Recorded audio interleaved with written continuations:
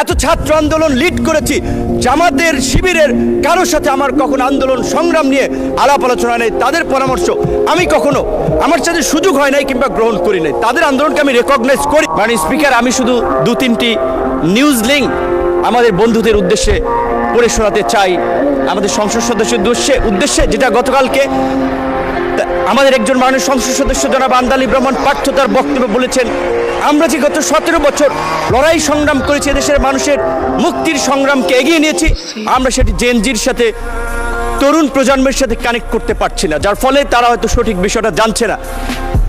2020 সালে দীর্ঘ 28 বছর পর অনুষ্ঠিত ঢাকা বিশ্ববিদ্যালয়ের ডাকসু নির্বাচনের ভিপি নির্বাচিত হয়ে ওই ডাকসুর কক্ষে বসেই সাক্ষাৎকারে বলেছিলাম, সরকারের পতন ছাড়া দেশের মানুষের মুক্তি নেই। 16 জুলাই 2020। মাননীয় স্পিকার, জুলাইয়ের 26শে জুলাই 2024 বাংলা ট্রিবিউনের একটি নিউজ, সেখানে লেখা আছে, আন্দোলনকারীদের দাবি দেওয়া লিখে দিয়েছিলেন নূর। একই দিনের দৈনিক কালবেলার একটি নিউজ, আজকের আমাদের সংসদ বিরোধী দল চিফ হুইপের ছবি, মাঝখানে আমার ছবি, তার বাম পাশে সার্জিস আলমের ছবি দিয়ে বলা হয়েছে 2 সমন্বয়কে নিয়ে সরকার পতনের আলোচনা, নূরের সরকার পতনের আলোচনা। বাংলা BDNews24.com 26শে জুলাই, সেতু ভবনের নাশকতা, নূর কারাগারে রিমান্ডে নির্যাতনের অভিযোগ, আন্দোলনকারীদের 8 দফা কর্মসূচি নুরুল হক নূর লিখে দিয়েছিলেন বলে তথ্য রয়েছে ডিবি তদন্ত কর্মকর্তা। 2 আগস্ট 2024 আদালত প্রাঙ্গণে নূর সরকার পতনের 10% ধাক্কা দরকার, প্রশাসনের আন্দোলন ঢুকে গিয়েছে। শুধু এই কথাগুলো তাদেরকে এই কারণে স্মরণ করিয়ে দিয়েছি, আমরা যে লড়াইটা করেছি, আমরা যে সংগ্রামটা করেছি, এই সংগ্রামের পেছনে কত মানুষের অবদান, কত মানুষের ত্যাগ, সেটি আমাদের তরুণ বন্ধুরা হয়তো জানে না। তারা হয়তো মনে করেছে ফুটবলের 90 মিনিটের খেলায় হয়তো চান্সে কেউ 5 মিনিটে গোল দিয়ে দিয়েছে, তারা ভেবেছে আমরাই সেরা খেলোয়াড়, কিন্তু তারা খেলোয়াড় নয়। মাননীয় স্পিকার, এই জুলাইয়ের 12ই জুন 2024 আনুষ্ঠানিকভাবে যুগপৎ আন্দোলনের বৈঠকে বিএনপির গুলশান কার্যালয়ে আজকের বিএনপির মহাসচিব এবং একই সাথে স্থানীয় সরকার মন্ত্রী জনাব মির্জা ফখরুল ইসলাম আলমগীর, অর্থ পরিকল্পনা মন্ত্রী জনাব আমির খসরু মাহমুদ চৌধুরী সহ অন্যান্য আমাদের প্রতিনিধি দলে যারা ছিলেন, তাদের সাথে আলোচনায় বলেছিলাম, এই ছাত্র আন্দোলনের স্ফুলিঙ্গ বারুদের মতো জ্বলে উঠবে, এই ছাত্রদের পাশে থাকতে হবে, আপনারা ছাত্র দলকে সেইভাবে নির্দেশনা দিন। তারা সবসময় আমাদেরকে বলেছে, তোমরা যখন যেভাবে সহযোগিতা চাও, ছাত্রদল প্রস্তুত থাকবে। ভারতের শিলং অবস্থিত সালাউদ্দিন আহমেদ, আমি তাকে রেসপেক্ট করি, তার সাথে যে কয়েকবার কথা বলেছি, অত্যন্ত বিজ্ঞ লার্নেড মানুষ মনে হয়েছে। রাতে প্রায় তার সাথে কথা হতো 10 মিনিট 20 মিনিটের মতো।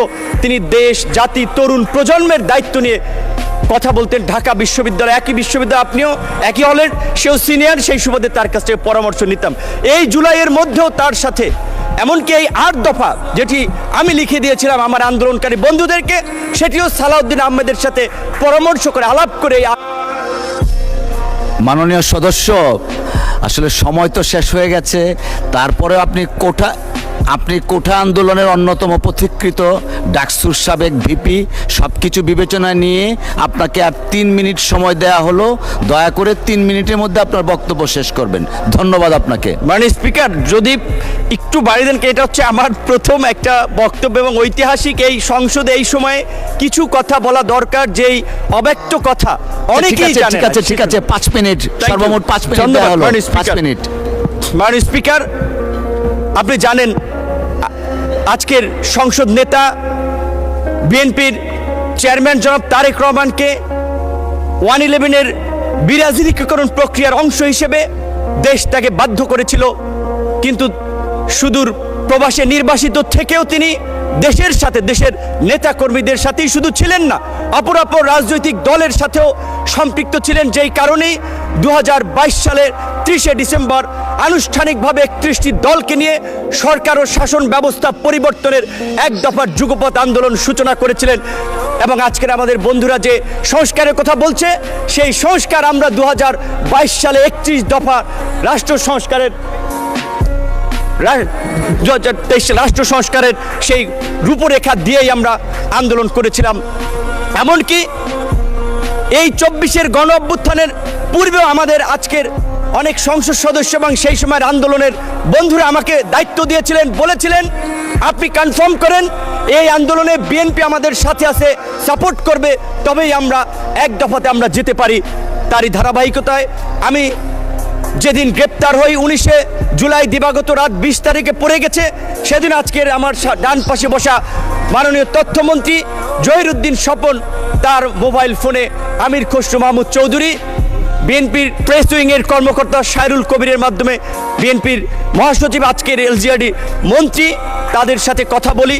হেফাজতের নেতা থেকে শুরু করে অন্যান্য রাজনৈতিক দলের নেতৃবৃন্দের সাথে যোগাযোগ করেছিলাম, কিন্তু আমি স্পষ্টভাবেই বলবো আমি জামাত ইসলামের বিগত দিনের কন্ট্রিবিউশনকে অ্যাকনলেজ করি, কিন্তু আমার সাথে আনুষ্ঠানিকভাবে আন্দোলন সংগ্রামের বিষয়ে আমি এই যে ক্রাইসিস মোমেন্টে এত ছাত্র আন্দোলন লিড করেছি, জামাতের শিবিরের কারোর সাথে আমার কখনো আন্দোলন সংগ্রাম নিয়ে আলাপ আলোচনা নেই। তাদের পরামর্শ আমি কখনো আমার সাথে সুযোগ হয় নাই কিংবা গ্রহণ করি নাই, তাদের আন্দোলনকে আমি রেকগনাইজ করি।